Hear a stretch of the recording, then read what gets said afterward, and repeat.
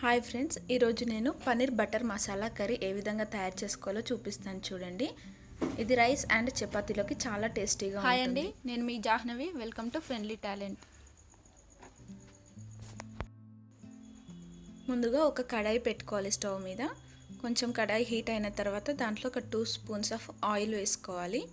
And కొంచెం oil heat అయిన తర్వాత ఒక బిగ్ సైజ్ ఆనియన్ కట్ చేసుకున్నానండి. ఇలా స్మాల్ పీసెస్గా కట్ చేసుకొని వేసుకొని ఫ్రై చేసుకోవాలి. అండ్ అదేవిధంగా ఒక 5 to 6 ఎండుమిర్చి వేసుకోవాలి.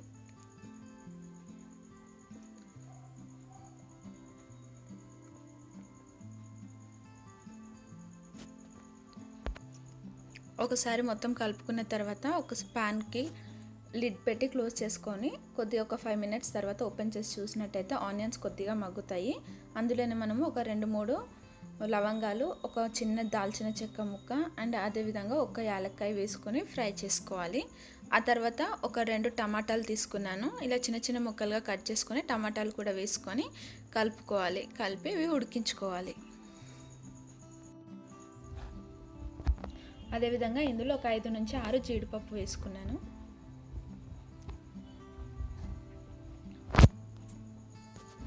చూడండి, ఒక 3-4 minutes తర్వాత మనకి ఆనియన్స్ అండ్ టమాటాలు కొంచెం మగ్గినాయి కదా. నెక్స్ట్ ఇది స్టవ్ నుంచి పక్కకు తీసి పెట్టుకొని చల్లారబెట్టుకోవాలి. చూడండి, ఆనియన్ అండ్ టమాటా చల్లారిన తర్వాత మిక్సీకి వేసుకొని గ్రైండ్ చేసుకోవాలి.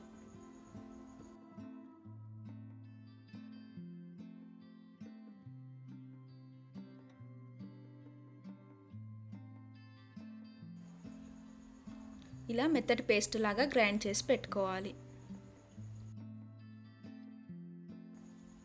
నెక్స్ట్ ఒక బౌల్ తీసుకొని అందులోకి మనం పన్నీర్ పీసెస్ చిన్నగా కట్ చేసుకొని వేసుకోవాలి.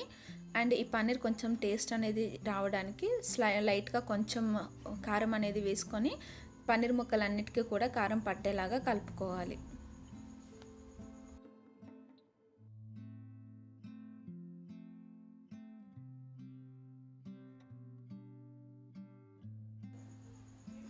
ఇలా పన్నీర్ ముక్కలన్నిటికీ కారం పట్టించిన తర్వాత ఒక కడాయి తీసుకొని అందులోనే మళ్ళీ కొంచెం ఆయిల్ అనేది వేసుకొని ఈ పన్నీర్ పీసెస్ ఏవైతే ఉన్నాయో వాటిని కొద్దిసేపు ఫ్రై చేసుకోవాలి. సో దట్ మనకు పన్నీర్ పీసెస్ అనేవి చాలా బాగా టేస్ట్ వస్తుందన్నమాట. ఈ పన్నీర్ అనేది నేను ఇంట్లోనే తయారు చేశానండి. మీరు కూడా ఒకవేళ పన్నీర్ ఇంట్లో చేసుకోవాలి అనుకుంటే కనుక ఆల్రెడీ పన్నీర్ ఏ విధంగా తయారు చేసుకోవాలి అనే వీడియో నేను పోస్ట్ చేశాను మన ఛానల్లో. దాని లింక్ అనేది డిస్క్రిప్షన్లో ఇస్తాను. ఒకవేళ మీరు చేయాలి అనుకుంటే కనుక డిస్క్రిప్షన్లో ఉన్న లింక్ క్లిక్ చేసి వీడియో ఓపెన్ చేసి చూడండి.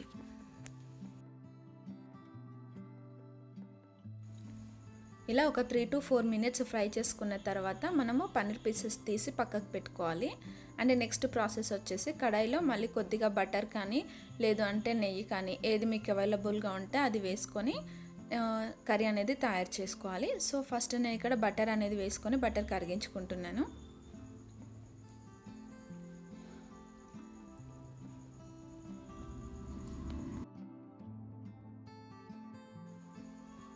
బటర్ కరిగిన తర్వాత కర్రీకి సరిపడా కారం వేసుకోవాలి. సో కారం వేసుకొని జస్ట్ ఒక 1 minute అలా ఫ్రై చేసుకోవాలన్నమాట. నెక్స్ట్ ఇందులో మనము ఆల్రెడీ పేస్ట్ చేసి పెట్టుకున్నాం కదా, ఆ ఆనియన్ అండ్ టమాటో పేస్ట్ అనేది వేసుకొని కలుపుకోవాలి.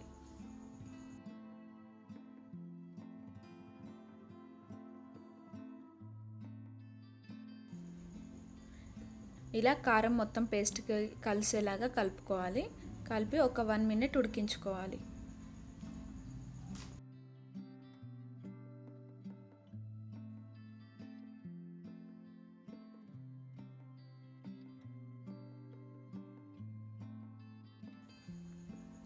ఇలా ఉడుకుతున్నప్పుడు మన కర్రీకి సరిపడా సాల్ట్ అండ్ అదేవిధంగా 1 tablespoon ఆఫ్ ధనియా పౌడర్ అండ్ కొద్దిగా పసుపు వేసుకొని కలుపుకోవాలి.